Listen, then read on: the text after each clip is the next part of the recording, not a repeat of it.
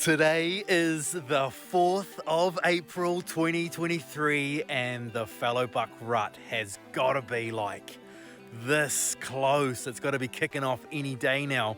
Myself and Howard have been out the back a number of times trying to find some evidence of the start of the rut, but we have found very little until only like a week ago. First scrape that we've found for the year. Both me and Howard are a bit excited.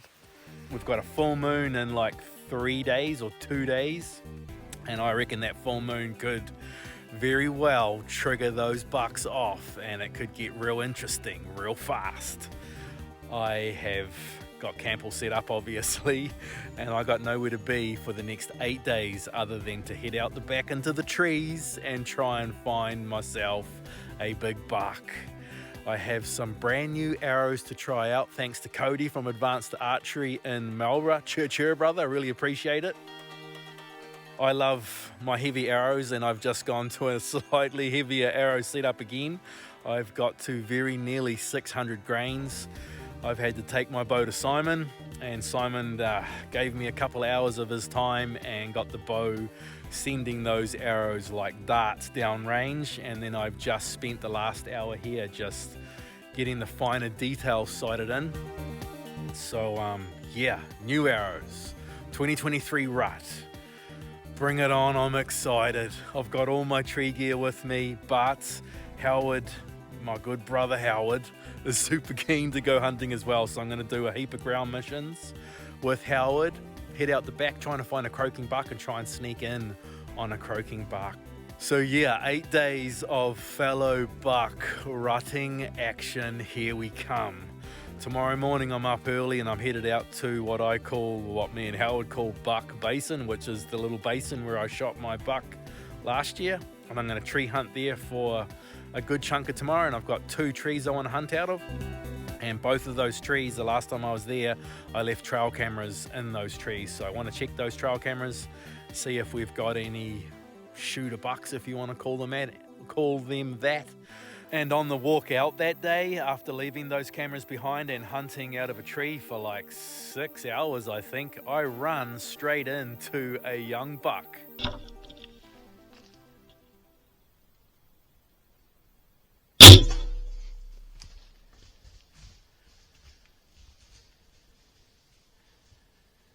I don't know how he didn't hear me, and I don't know how he didn't see me put an arrow on my string, range and drawback and let loose, but check this out.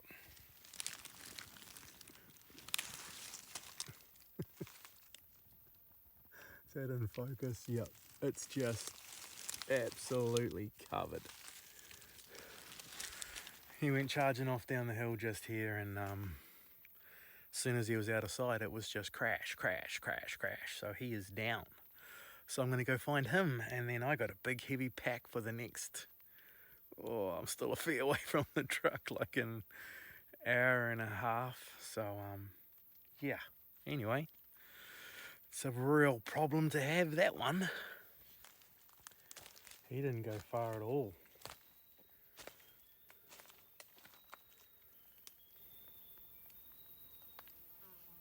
He drops right there, and there's a tree, look, right here to hang him off. Well, that right there is number 6 deer for the year, and 5 of the 6 I've shot on public land. 5 deer on public land in 3 months is pretty good, I reckon. Thank you very much, my man. Very much appreciated. Gonna be eating lots and lots of venison. Might only be a spiker, but man, he's heavy.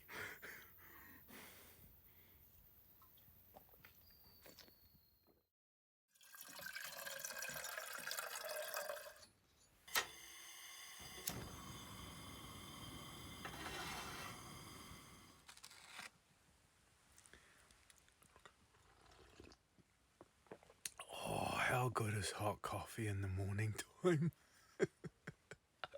There's a buck croaking. There's been a buck croaking all night. I got woke up at about 12:30 to a buck croaking.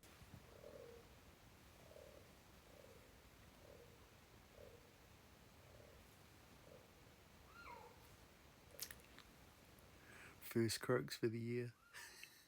And he's been going ever since. He's still going right now.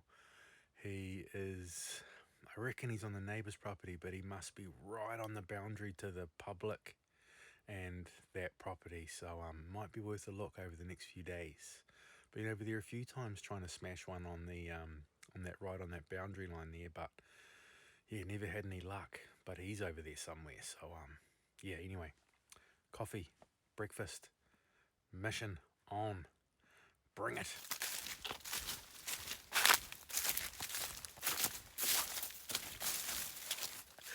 I walked past a croaking buck this morning, but it's in the area where Howard and his son are headed into tomorrow.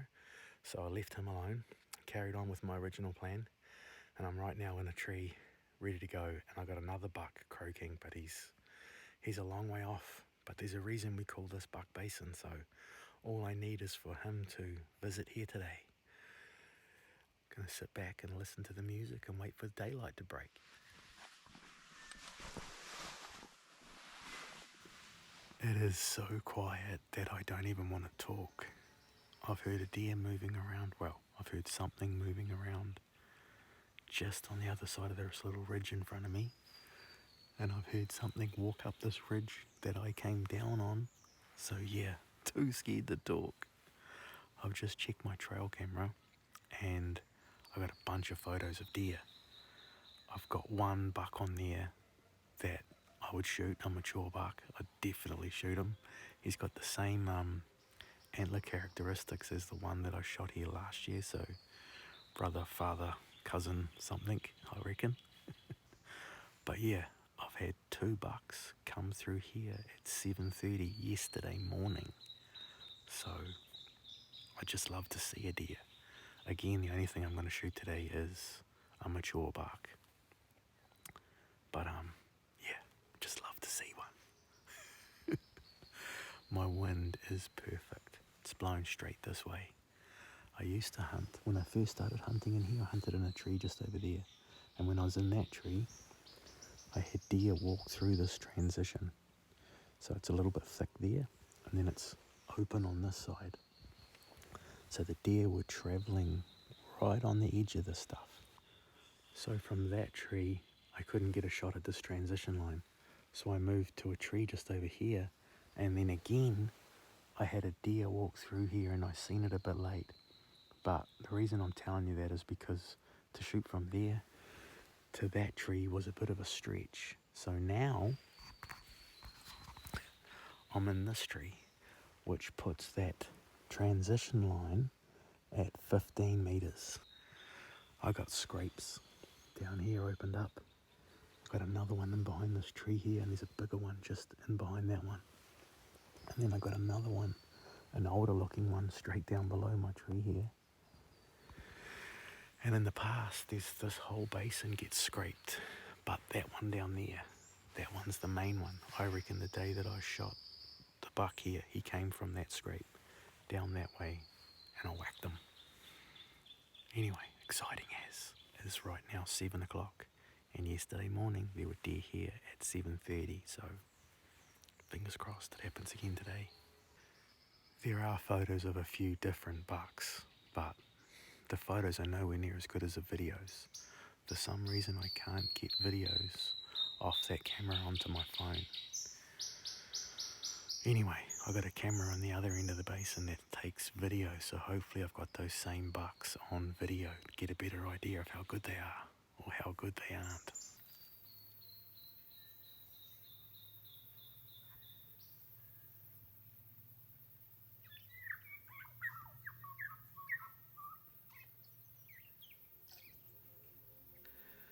It is story time with NATO, and it's one of them horror stories. I've had an awesome day. Love being in the trees. It's the raw, hearing bucks croaking and all the rest of it. Stuck to my plan, got out of my first tree, got up the second tree, had a trail camera in this tree I wanted to check. Had the same buck, the biggest buck that I got on the other trail camera, had that buck on this trail camera and got a video of him like right below this tree. Anyway, out of all of the deer that I had on camera for the last like 3 weeks, he's it. He's a mature buck. He isn't anything flash in the head department, but he's a mature buck and he's on public land, and that is a trophy in my mind. So anyway, looking at the videos, sussing out, what time of the day they're coming through and all the rest of it, and then a buck opens up down here croaking, lets out 5 or 6 croaks, and I'm like, wow, this is pretty cool. I'll just sit here. I'm sitting in a little saddle here, so the animals are coming up and through this little saddle and behind me. Then I hear another croak, and it's out this way, and then another one, and it's out that way, and then another one, and it's out this way. This buck has now done a 360 degree, I don't know how we didn't get my wind. And then I hear another croak, and he's up on the ridge here. Next minute, I can just hear crash, crash, crash, crash. There's a buck running at me. Comes running down this hill, running down underneath me, and I managed to get the tail end of him, the tail end of him just ducking around the corner there, because it all happened too quick. I didn't have enough time to pick up my bow. I already had my phone in my hand. But anyway, think he's gone. I'm sitting here shaking like crazy, like, wow, that's that buck. That's the only buck that I've seen on my trail cameras that I would have shot, and that's the only deer I've seen today. Well, then guess what? I look down there, and he's just walking straight at me. He's just walking down the trail straight at me. I reached up, turned the camera on above my head, the GoPro, grabbed my bow, turned the camera on that. Full draw. The buck ends up right there at 7 meters or something. Obviously, it's an elevated shot. I stop him for the shot, and I got no shot. Then he turns, goes full broadside, and I go me again to stop him, but he doesn't stop. And then I don't know what's in me to do what I did, but I just punched the shot. And when I punched the shot, I was like, no, the pin was on his brisket. So I've just clipped the one buck that I had on my camera low. The only good thing is that I've only got fat and hair on the arrow, so he'll live. I've just clipped the bottom of him. But yeah, I say to people all the time that I don't go hunting to kill animals. It's not what it's about. I just love being in the trees. I'm happy to just watch them walk past if everything isn't perfect.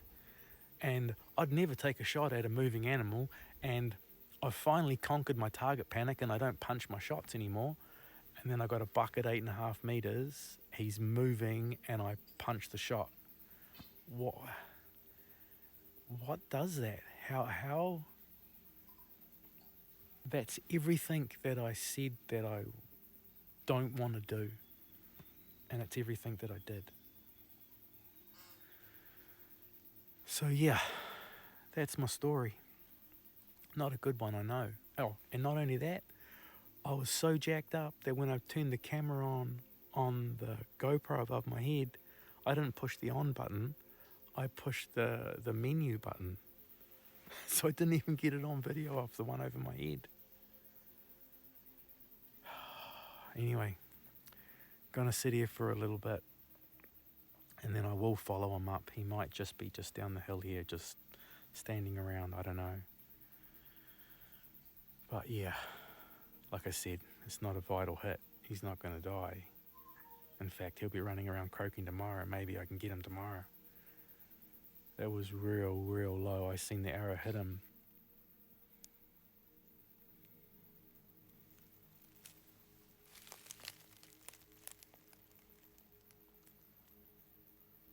Well, that played out exactly like I thought it would. Get on the trail, find a bit of blood.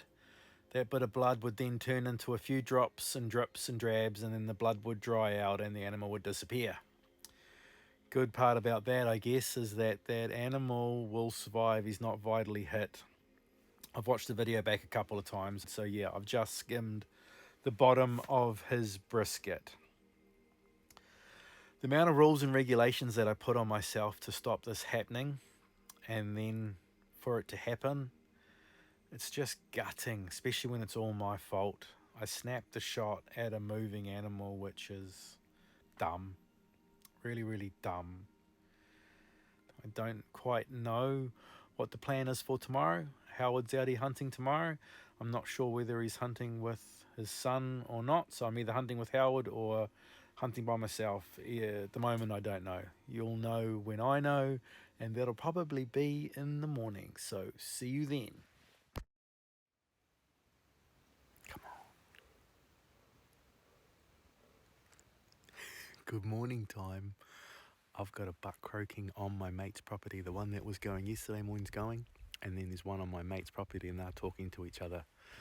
But I'm going to leave them alone because myself, Howard, and Howard's son Jared hatched a plan last night. I'm about to grab all my gear, go meet up with Howard and Jared, and then we headed out onto the public block.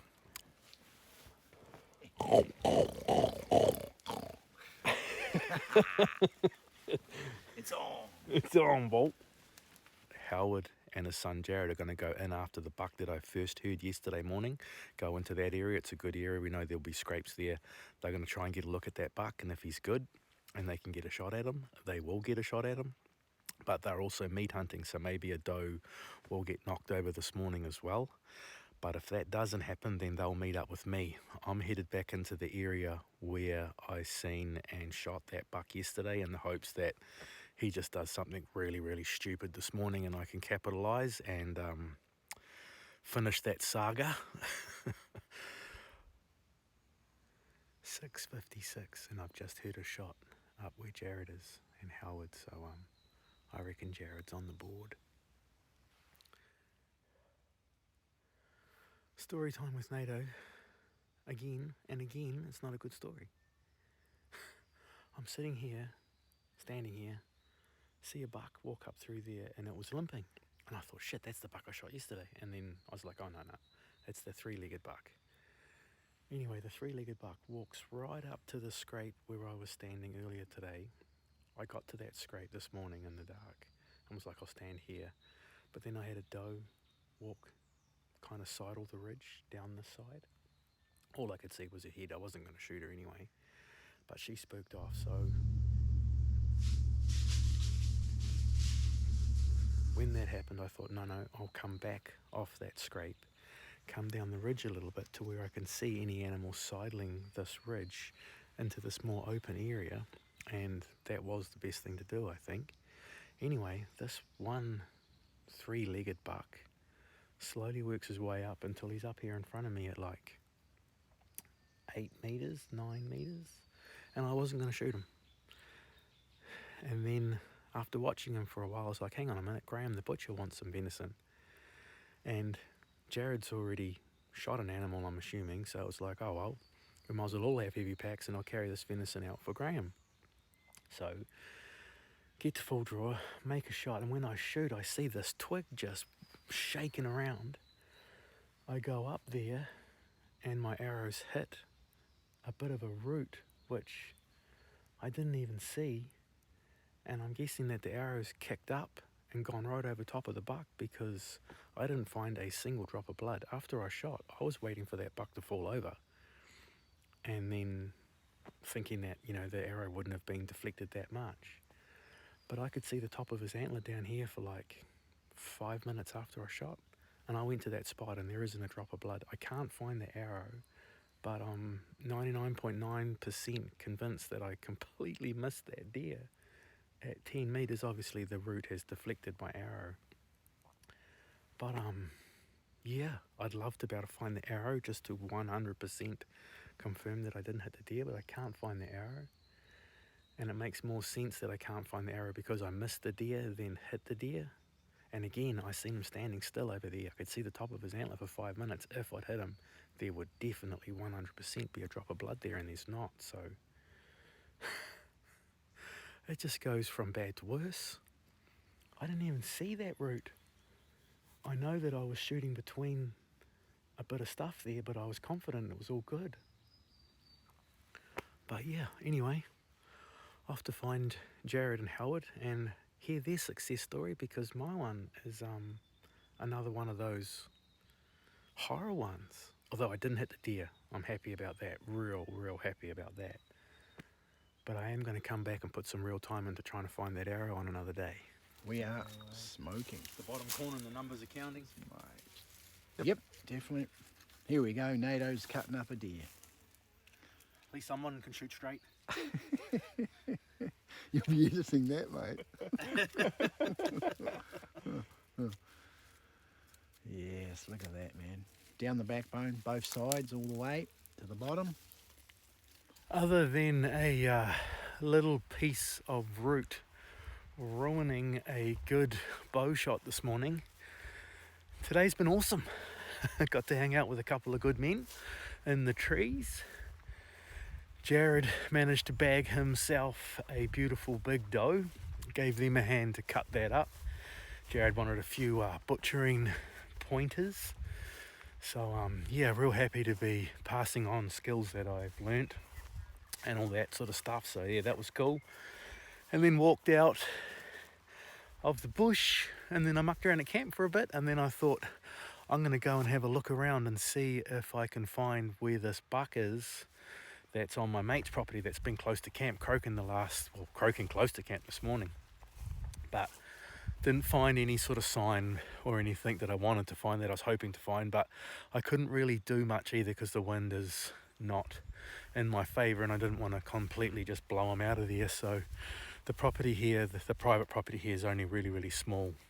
And I was walking through the paddock to go on this little buck mission, and I walked up over a rise and there's a doe standing in the middle of the paddock, and I knew that I only had 10-15 seconds before she was going to get my win. So I got my phone out of my pocket and managed to get some footage of a deer.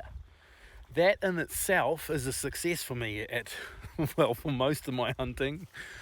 It's good fun. And I played the footage back and slowed it right down of that buck that I shot at today. And when my arrow hit that root, there's one frame that I pulled out of the video that shows exactly what happened.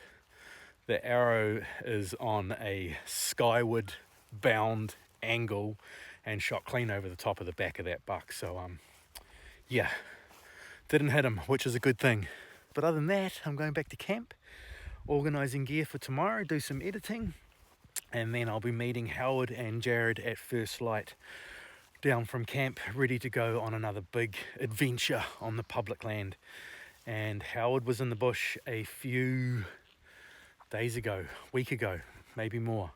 Anyway, he located a heap of real fresh and real good buck sign, and he reckons it's a big buck tearing up real big trees and just making a mess. And that could be where the croaking's coming from that I'm hearing too. So yeah, that's tomorrow's mission.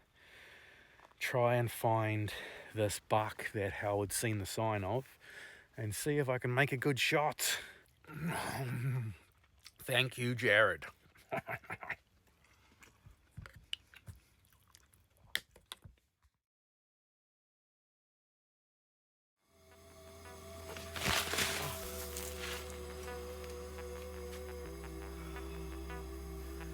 The plan that myself and Howard hatched to get this big buck was a pretty simple one. We were just going to start on the downwind side of where Howard had found all this sign and just pick our way through it. Every now and then we're going to stop and rattle antlers and hope to draw that animal to us.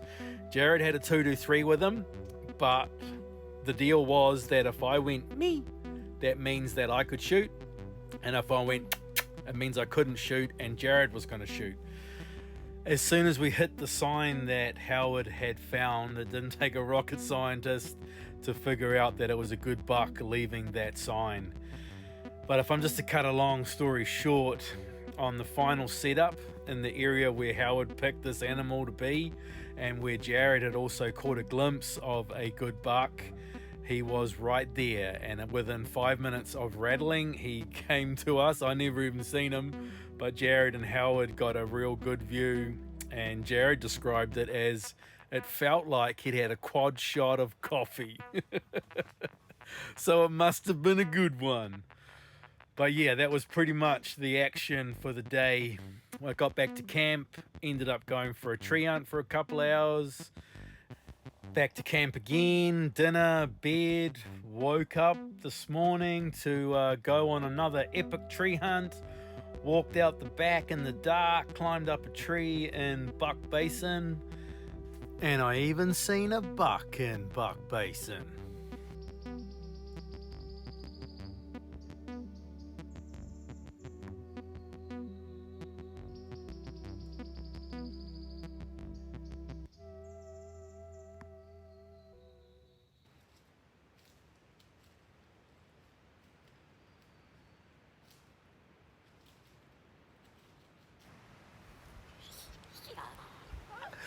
Can you say ninja?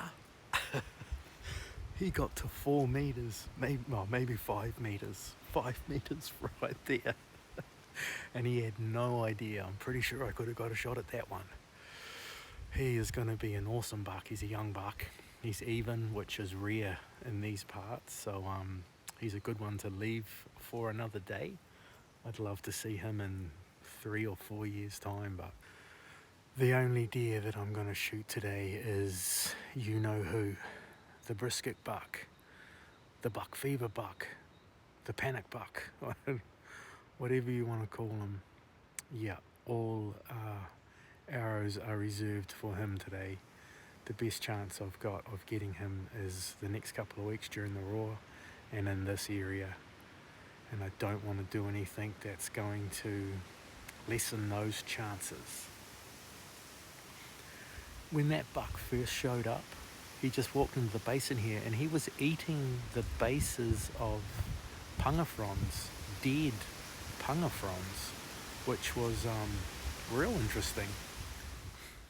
The wind's a little bit swirly today, but it took ages for him to get my wind. But the second he got it, you can tell his whole body language changed pretty quick, pretty dramatically. And then, yeah. Although it was real interesting to watch that animal get my wind, and he didn't immediately react and just tear off. He stopped and he was dead still for a while. The times when I've been in a tree and I know an animal's got my wind and I'm trying to get a shot at it, I rush and panic. Where after watching that animal, I don't need to be rushing, panicking. Take your time, NATO, because you got way more time than you think you have. Always. So yeah, I'm going to hang around here for as long as I can and hope that the one I shot at the other day turns up.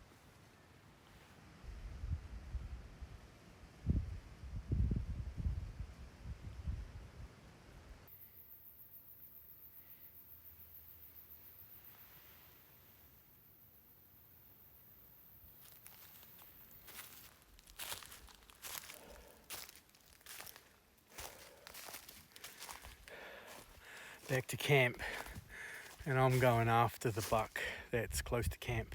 I went and did a little tree hunt last night and found 2 or 3 scrapes, so he's definitely been scraping and croaking on my mate's property. And I'm going to go and try and rattle him in with some antlers. See if he's a sucker for it, if you know what I mean.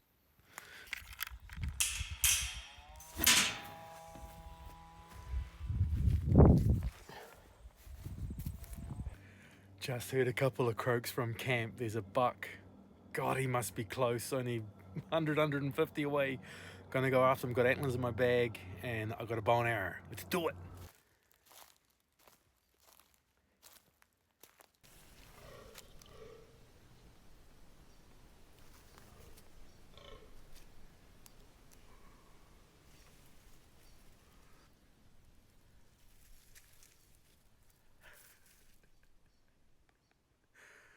That was a bit of fun. I only caught glimpses of the buck, but he was nothing flash. But he was even, and give him a couple of years, and I'll happily shank him.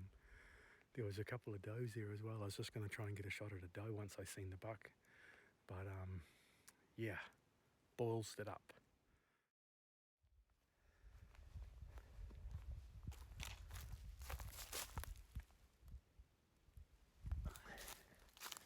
Good morning time. Back in the trees once again, all geared up for a tree hunt. The weather should be fairly calm today until mid-afternoon, then we've got rain, and we've got rain for the next 2 or 3 days. So this will be my last tree hunt on this hunting mission. And then I have the next 3 days, or definitely 2 whole days of hunting in drizzly, rainy, windy conditions. So the bucks are in big trouble, especially if they're making noise. But yeah, tree hunting today, going into a tree that I've only hunted once this year, and I seen a big pig out of that tree. Big temperature drop too. It's a lot colder today than it was yesterday. I got a pack, chock-a-block full of clothes to keep me warm in the tree today, which makes staying in a tree hard, but it could make for the roaring action really, really, really good.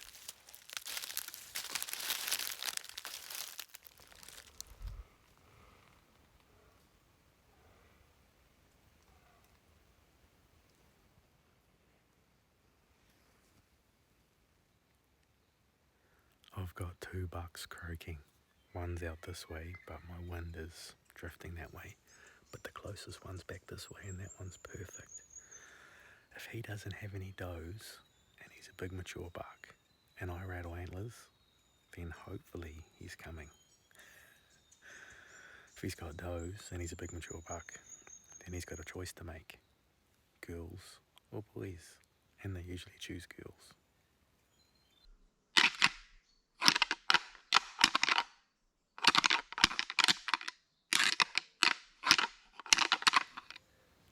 They both had to have heard that.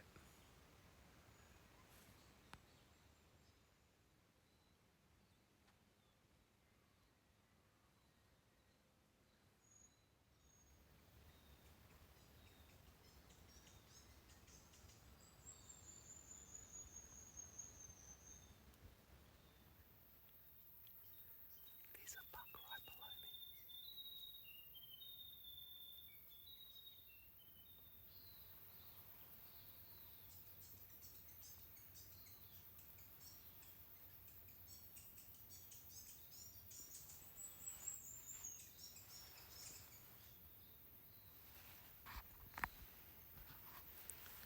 That is exactly the direction that I just heard those croaks come from. Bugger.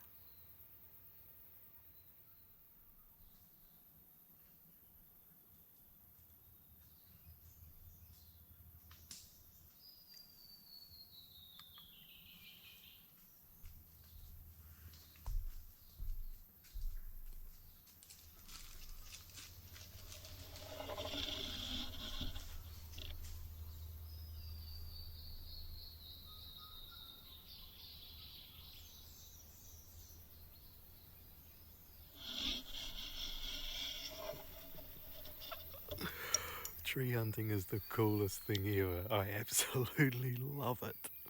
That deer is completely oblivious. It didn't even get my wind. I heard him coming from a long way off. It is deathly, deathly quiet today. And as soon as I heard those footsteps, I was like, that's definitely a deer. What is it? Talk about get the heart rate pumping. Whenever I'm filming my hunting, the ultimate goal for me is to film an over-the-shoulder kill shot. And in all of the filming myself hunting that I've done, I think I've only ever achieved that once. Well, I reckon I could have done it just then. Although in saying that, after what happened with that buck the other day, that deer isn't dead with a bow until it's literally dead on the ground in front of me, and I got a bow in my hand. But yeah. Anyway, that is epic cool. That's the 3rd young buck that I've seen this trip that is reasonably even and has potential to be something I'd want to put on my wall, which is awesome. A lot of the bucks that I see here have got antlers growing in funny directions, or they're really, really weak on one side, or they're 3-legged. There's quite a few 3-legged deer around the fences here, obviously very good. Simply put, that was epic. Bring on a big one.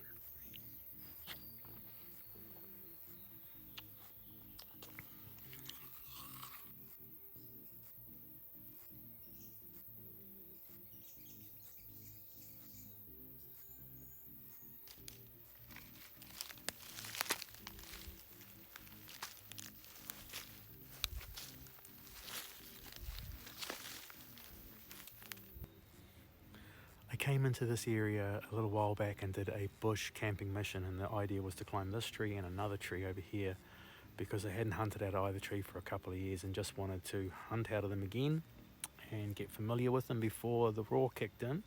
And I was also going to take a meat animal had one presented a shot. But after getting camp all set up, I realised that I'd left my knife and my steel at home. I was too worried about tents and sleeping bags and mattresses and pots and pans and all of these things that you need for bush camping, and just, didn't even think once about my knife and my steel.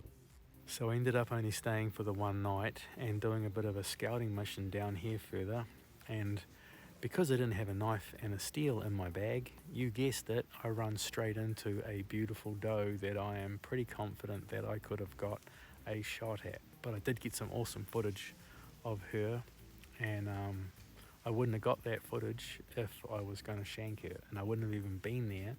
I would have been in a tree. So anyway, the reason I'm telling you that is I'm about to get down out of this tree and head over to the other tree. The other tree is within 100 meters of a really good scrape, the biggest scrape in the area, I reckon. And not only that, I'm hoping there'll be a scrape right in front of that tree. There's normally a scrape just down here, and there isn't right now. There is no open scrape here, and because there's no open scrape here, I'm just not feeling like I'm in the game.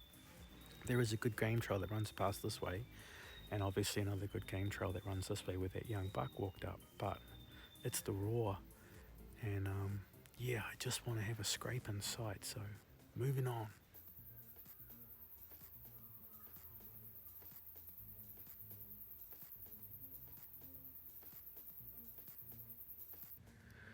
Well, what a crazy couple of hours I've had since I left the other tree. It is dry and crunchy as at the moment, which is why I'm tree hunting. But I did my absolute best to get into this tree with making as little noise as possible. I was halfway up the tree, and then I can hear a deer coming up out of this gut straight towards me. And I'm like, that deer's heard me and it's coming to see what I am. It's probably a buck. So panicking before I take my bag off my back, and before I put my platform on, I got my bow up in the tree hanging on the hook, just in case it is a buck to shoot. But then all went quiet, right?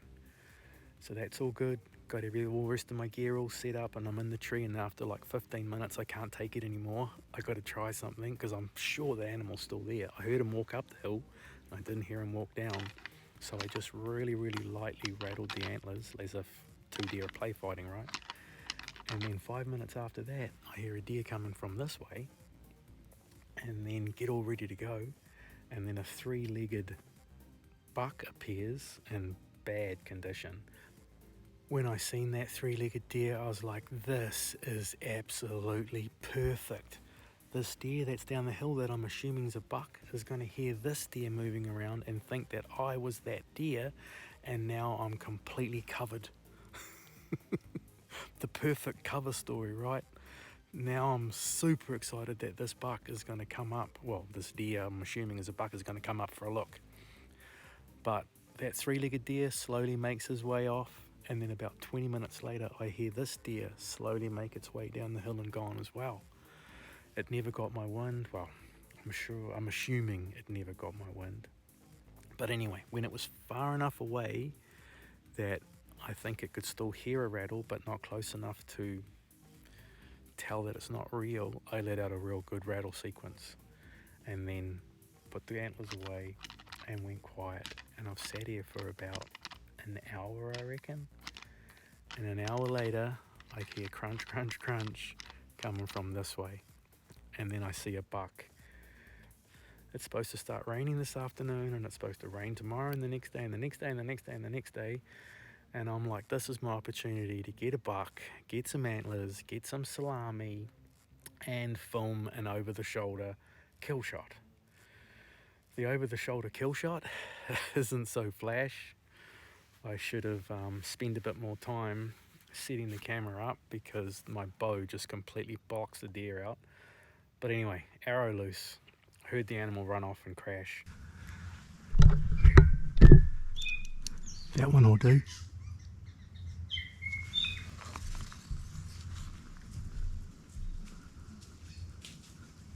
Me.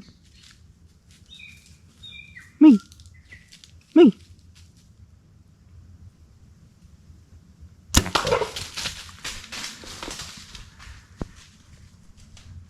I'm about to get down out of this tree, go and butcher up a deer, and that deer will be salami, and I've got a set of antlers for the shed. His antlers are very unique. Not as much blood as I'd like, but the shot looked good. I'm hoping that was the deer that I heard crash, not another one crash off or something stupid. No blood where he was standing either.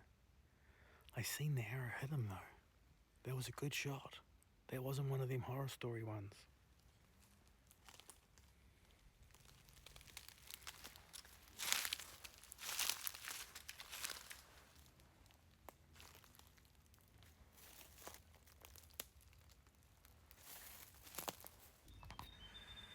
I was starting to panic. I was like, what's going on? I haven't found one drop of blood. But I've obviously gone the wrong way because, oh, he's a big boy. He's a big boy. Look at the size of his neck. Check him out. He is absolutely beautiful. He didn't look that big when he first came in, although I suppose I was probably just focused on his antlers, but he's massive. Going on his body, he is a mature animal. Beautiful skin. I can't get over the size of his head. It is all puffed up, but it's just massive. Big pedicles right down to the base of his skull. I can't get my fingers around them, and that's always a good telltale to how big they are. So yeah, happy as. Couldn't be happier. Well, other than the camera that was forming over my shoulder, my bow completely blocks everything out. God, getting that over the shoulder shot perfect is incredibly hard. But yeah, now I've got to go find a tree, be a butcher, and I've got all of my tree gear and a big buck to carry back. I think I'll be coming back for antlers. I really want to take his skin as well, but yeah, it's going to be a big haul. I've got a long way to go, and I've got enough clothes to survive a winter and all of my tree hunting gear. I'll see what I can do. Check it out, my tree gear's coming in handy today.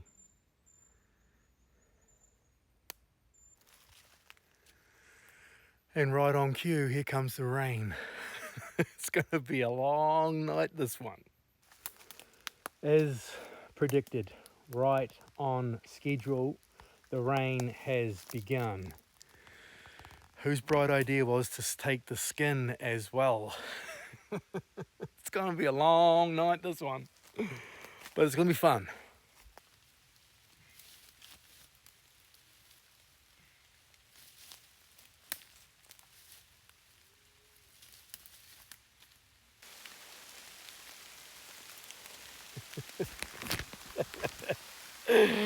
Oh, it's coming down now, boys. It's going to be a long one. This one's going in the bag. Bow in one hand, head in the other.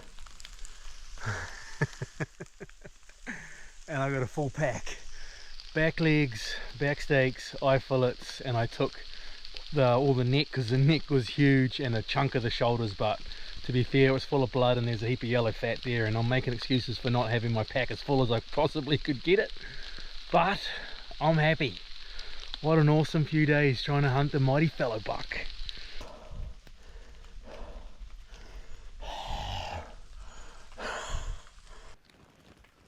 Well, that will go down as one of the coolest days hunting that I've ever had. The box beside mature fallow buck from a tree on public land now has a tick in it, and that puts a huge smile on my face. I am going to spend the next couple of days with Howard and Jared in the rain chasing fallow bucks around, hoping for a monster. But that is a story for another day. Cheer, my brothers and sisters. Thank you all so very, very much for watching the Bowler Triangle. It is very much appreciated. We'll see you all again very, very soon.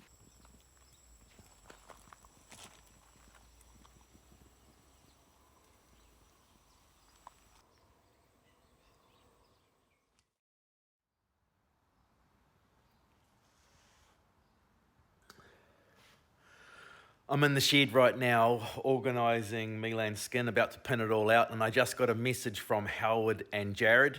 They were in the bush today. They snuck in on a croaking buck. Jared identified it to be a big, mature animal that he wanted to take, and as Howard puts it, he touched the trigger. And when they walked over to that buck, it turns out it's the very same buck that I shot at 9 days ago. So, yeah, it's the buck that Howard is now calling Scratch. It's a little bit bittersweet. Bitter that I had hatched like 10 different plans to try and get back out there and get another shot at that animal. And sweet in that I know that animal wasn't too affected by my arrow. He was still doing what a big fallow buck does. And if Jared and Howard didn't shoot him, he would have lived on. So, yeah, a little bit bittersweet, right? My arrow, because I was so elevated, hit a lot higher than I thought, but it just went underneath his skin and then down, didn't break any ribs or anything like that, didn't hit any bones, and came out the bottom of his brisket. And yeah, just a flesh wound. And once again, he was croaking his tits off and doing what bucks do, so it's just good to know. Kind of just closes it down, and that's the end of that one. So, yeah, just thought I'd let you know. Have fun. Chirp, chirp.